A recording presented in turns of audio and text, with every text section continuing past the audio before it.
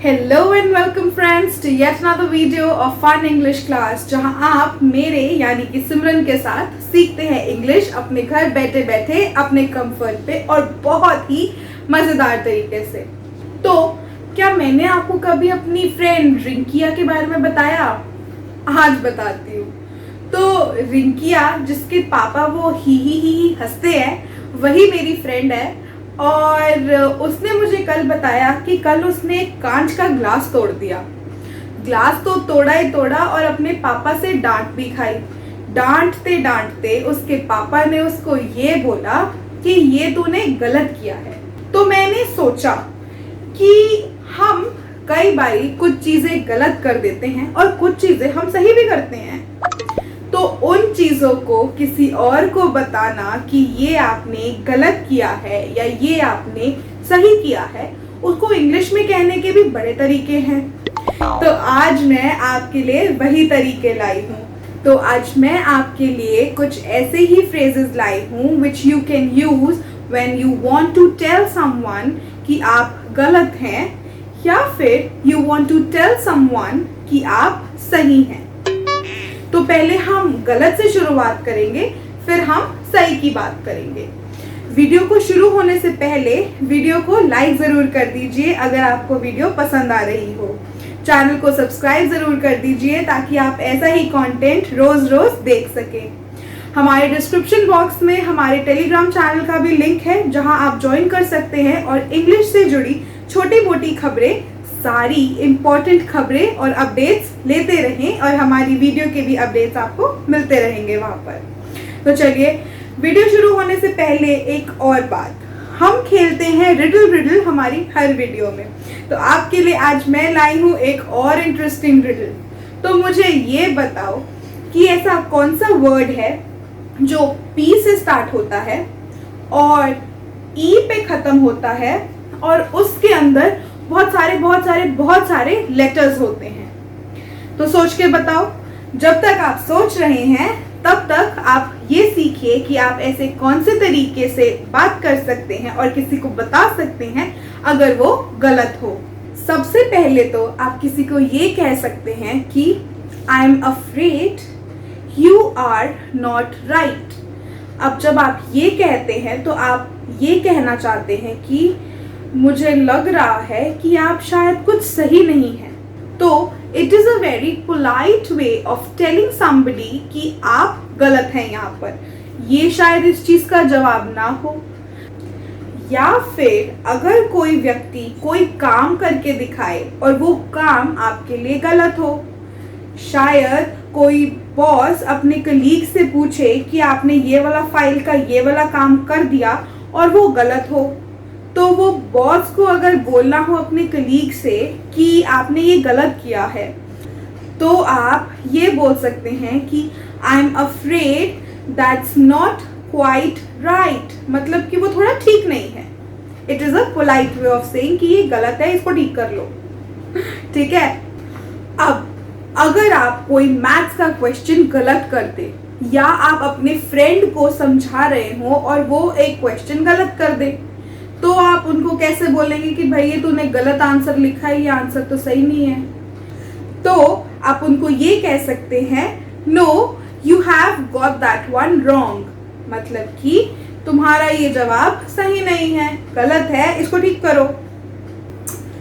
अगर आपको किसी को फॉर्मली ये बोलना है कि नहीं भाई आपने तो गलती कर दी, ये गलत है, तो आप उनको ये कह सकते हैं कि I am afraid you are mistaken, कि आपको गलती लग रही है।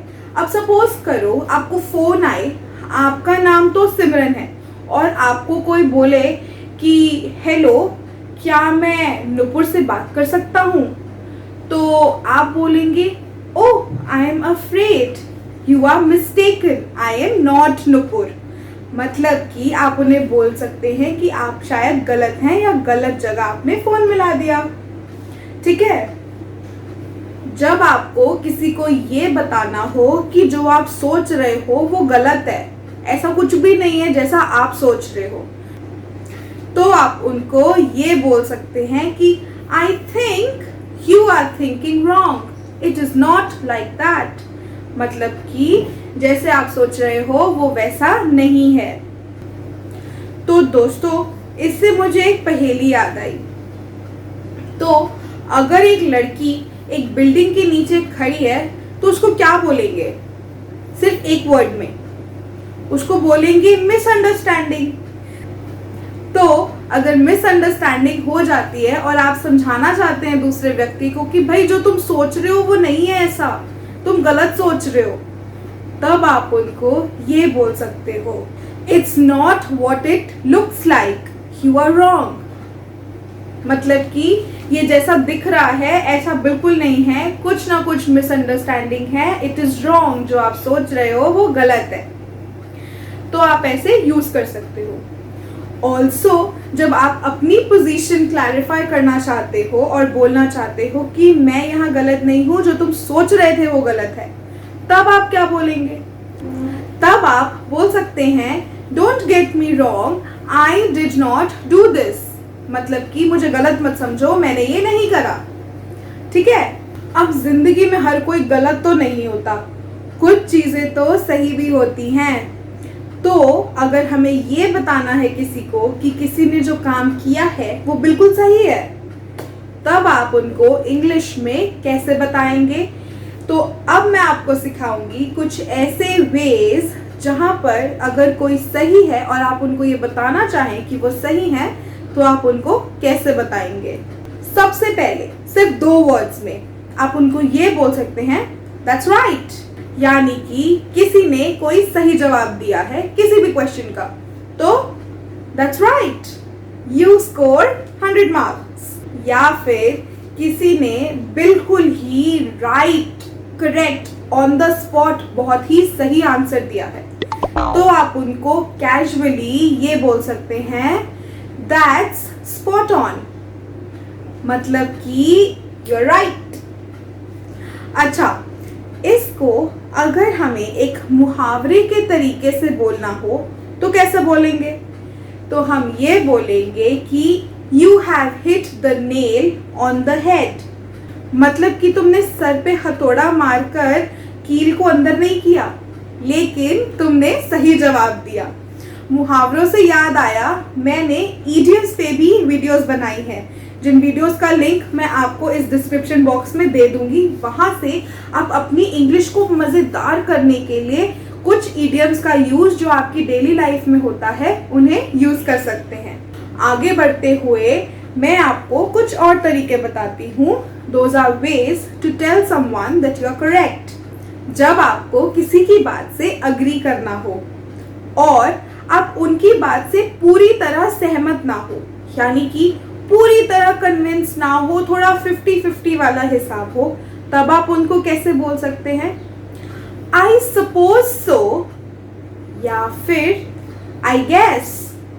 मतलब कि अगर आपसे कोई पूछे इज इट 7 o'clock, तो आप उनको बोल सकते हैं आई सपोज सो।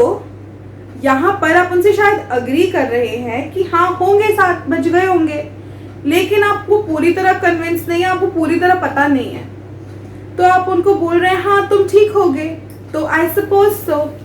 या फिर आप किसी की बात से अग्री कर रहे हो और आपको पूरी तरह उस चीज का ना पता हो, तो आप आई गेस भी यूज कर सकते हो। जैसे कि is there a class test tomorrow, तो आप उनको बोलना चाहते हो हाँ यू आर राइट, तो आप उनको बोल सकते हो आई गेस, मतलब कि हाँ हो सकता है, शायद हो कल पेपर, आप सही बोल रहे हो। ठीक है। अब लास्ट जो मैं आपको सिखाना चाहती हूँ वो ऐसा रिस्पॉन्स है जब आपको कोई बुरी खबर मिली हो और आप उस बुरी खबर को कहना चाहते हो कि हाँ आप सही बोल रहे हो, बट वो थोड़ी बुरी खबर हो, तब आप कैसे बोलेंगे? तब आप बोलेंगे I am afraid you are correct, या फिर I am afraid you are right. मतलब कि सपोज करो किसी को जॉब से निकाल दिया हो और इस बारे में बातचीत चल रही हो, तो ये तो बुरी खबर हुई। तो अगर वो व्यक्ति आपसे पूछे कि अच्छा इसको जॉब से निकाल दिया, क्या ये बात सही है? Is it correct that this person is jobless now? तो आप उसको ये बोलोगे I am afraid you are right, मतलब कि आप सही हैं, बट ये एक बैड न्यूज़ है। तो बैड न्यूज़ को जब हमें डिनोट करना होता है तब हम ये वाला सेंटेंस यूज़ करते हैं, वैसे नहीं करते। वैसे हमारे जो अच्छे वाले फ्रेजेस हैं हम वो यूज़ करते हैं, जैसे कि बैंग ऑन, या फिर दैट्स राइट, या फिर यू गो गर्ल, या फिर यू आर राइट, सिंपली कि आप करेक्ट है। अच्छा, तो आपको कैसा ये लगा, आपने कुछ सीखा या नहीं सीखा, मुझे कमेंट सेक्शन में ज़रूर बताना।